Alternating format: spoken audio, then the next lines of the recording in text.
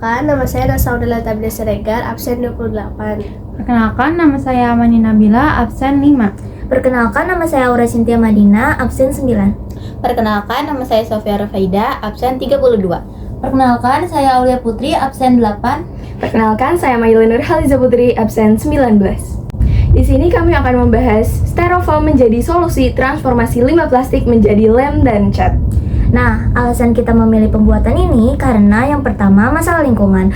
Styrofoam merupakan limbah anorganik yang sulit terurai dan mencemari tanah serta air. Nah, pengolahan ini menawarkan solusi yang praktis. Yang kedua itu inovasi berkelanjutan yang merupakan bentuk inovasi ekonomi sirkular di mana air limbah dijadikan bahan baku yang baru. Nah, yang terakhir yang ketiga potensi edukasi.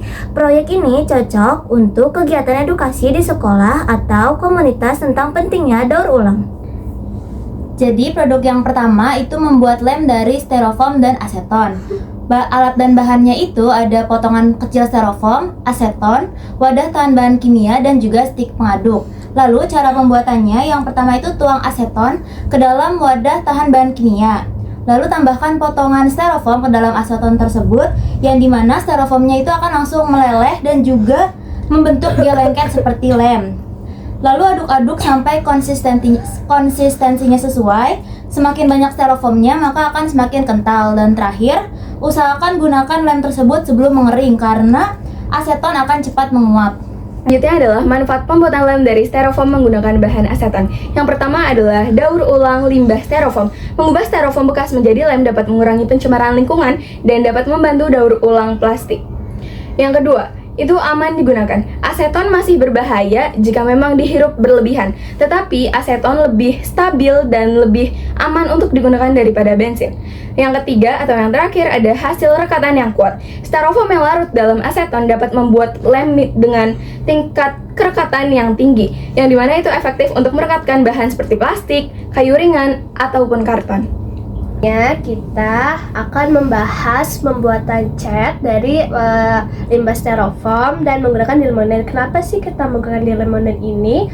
Karena pertama dia itu nggak mudah terbakar, terus kedua dia itu juga lebih ramah lingkungan dan lebih aman bagi kesehatan kita. Hasil akhirnya juga si limonene ini mempengaruhi si cat lebih kental dan lebih bertekstur gitu. Terus selanjutnya ada alat dan bahan yang kita butuhkan. Yang pertama udah pasti ya styrofoam. Styrofoam itu bisa dari bekas wadah makanan atau yang kita sering temuin itu ya dari kayak sekolah itu biasanya buat presentasi ya, kita pakai styrofoam itu bisa digunain. Terus kedua pasti di limonene yang udah dibahas tadi. Yang ketiga tuh pewarnanya tuh bisa jadi pigmen bubuk gitu atau yang lain-lainnya. Terus wadah yang buat ngaduknya itu kita harus pakai kaca sama logam. Jangan gunakan plastik karena dia bisa larut.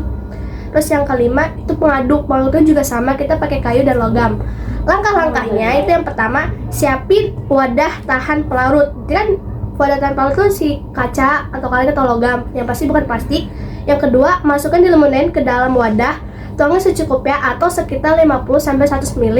Yang ketiga, tambahkan styrofoam secara perlahan, dipotong kecil-kecil dulu, lalu masukin sedikit demi sedikit.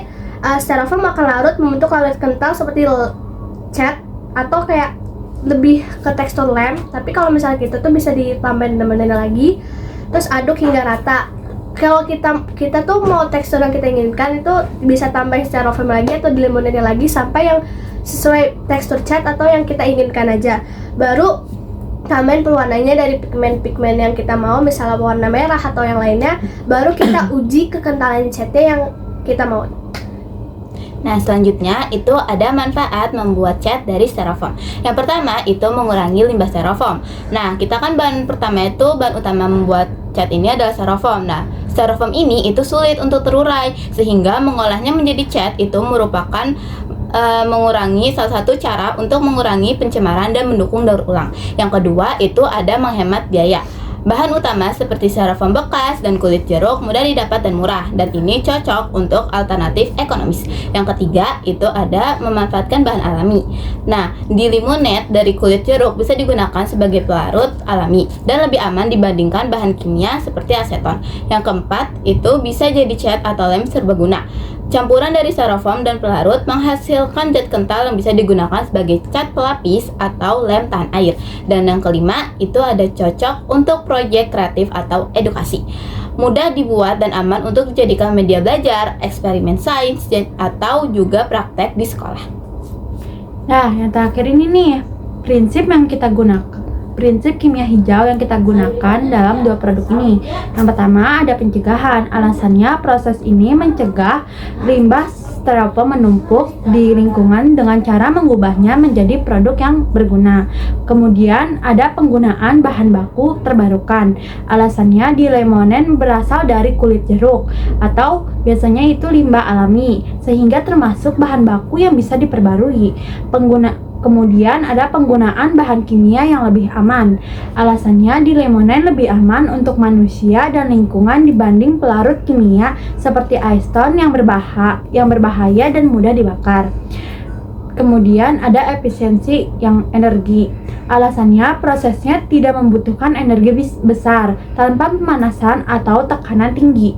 Cukup dilakukan di suhu ruangan.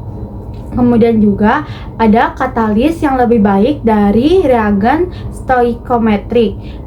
Alasannya, jika proses pembuatan lem bisa dilakukan tanpa reaksi kimia tambahan dan hanya melibatkan pelarutan fisik, maka tidak memerlukan reagen dan bahan yang menghasilkan limbah reaksi. Kemudian juga ada desain produk kimia yang lebih aman. Alasannya perlu dipertimbangkan apakah lem hasil pelarutan ini aman bagi pengguna. Misalnya, residu aseton yang mudah menguap dan mudah terbakar bisa berbahaya. Kemudian pelarut metode pendukung lebih aman. Aseton adalah pelarut yang relatif lebih aman dibandingkan pelarut organik lain, tapi masih tergolong mudah menguap dan berbahaya. Mengembangkan pelarut alternatif yang lebih ramah lingkungan akan lebih sesuai dengan prinsip ini. Terakhir ada ekonomi atom. Karena tidak ada reaksi kimia dan semua bahan menjadi bagian dari produk akhir yaitu lem, maka proses ini mendekati 100% ekonomi atom. Kesimpulannya, pembuatan lem dari styrofoam bekas sejalan dengan beberapa prinsip kimia hijau, terutama dalam hal penggunaan ulang limbah, efisiensi energi, dan minimnya reaksi kimia tambahan. Sekian dari